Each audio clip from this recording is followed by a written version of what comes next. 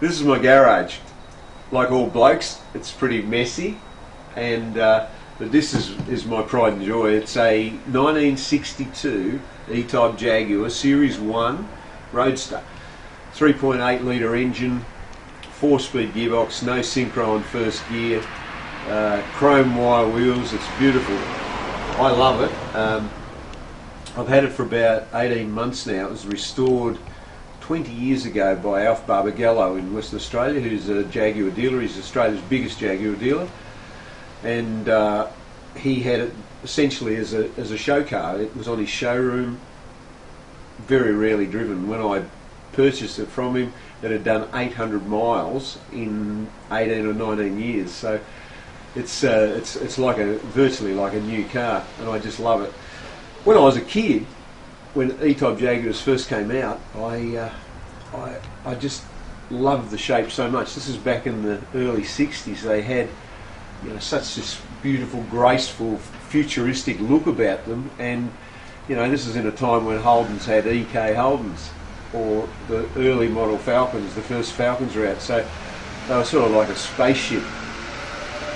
Ever since that day when I was a kid, when I saw my first E-Type Jag, I've always wanted one, but I've never been game to buy one because firstly they're English and they've got a pretty fearsome reputation of things going wrong with them, and also they can be very maintenance heavy if they're not kept properly or restored properly. But in this particular case, everything had been done to it 20 years ago, so it was a no-brainer to buy it. And very recently I took it to Tasmania, which is where I spent most of my young days, and the roads in Tassie is so good that I toured around in it. And I had a chance meeting with the guy from Liqui-Moly, which is an oil additive that it made so much difference to this car. Like, it made it run quieter, it made it idle smoother, it improved its fuel consumption. I've always been a bit dubious about things like that, but in this particular case it was absolutely staggering, the effect that Liqui-Moly had on it.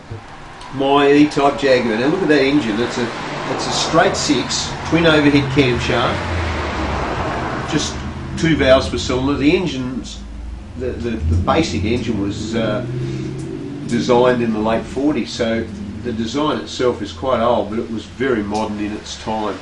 It's aluminium and it's beautiful. It's got a cross-flow cylinder head, hemispherical pistons, and this particular, the early E-Types had 3 triple SU carburetors, and this is the how do I explain it? They're slightly temperamental. They can be slightly temperamental, and when I got it, it was a bit rough in its running and its idling, and it used fuel like it was going out of style. And as soon as I put the Liqui-Moly in, which you put into the oil cap over there, it made such a difference to the way it ran. I put it in and then took it for a drive, so obviously it has some effect on it, and it permeates the components. And then we took it to Tassie, and it was just an awesome thing. We cruised around at speeds that I probably couldn't speak to you about for fear of being arrested, but it was just lovely. And this car was built in 1962, so anybody that's got a car that they cherish, whether it be modern or old, I think Liqui-Moly is certainly something they need to have a good look at. Right, now how about this, eh? Way back in 1962, these actually came out in 61, towards the end of 61. They were like the cream of the crop at the time. They were driven by royalty and rock stars, and I'm neither. So it's taken me 48 years, I think, to own one, and I think it's beautiful. Look at it's classically English. It's got all these toggle switches, great big diameter wood rim steering wheel, a gearbox that has no synchro mesh on first gear, so when you pull up at the lights you have to make sure you're completely stopped, unless you're a very good truck driver or something, to put it in first gear. It's got a long throw from first to second. All this console part and the dash is knurled aluminium, which is only on the very early cars.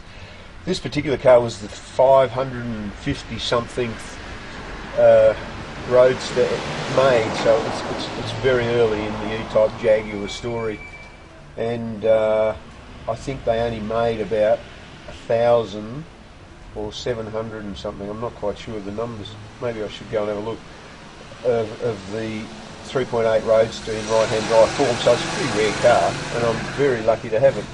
It's got these bucket seats which look very traditional, made out of leather, obviously. These ones are, you know, the original seats, so they're in beautiful nick. But they don't actually, on a trip, they're not that comfortable. These were certainly not built for 6'6" people. I'm far from 6'6", and I'm about as tall as you'd want to be to get in this, because my head's nearly on the roof.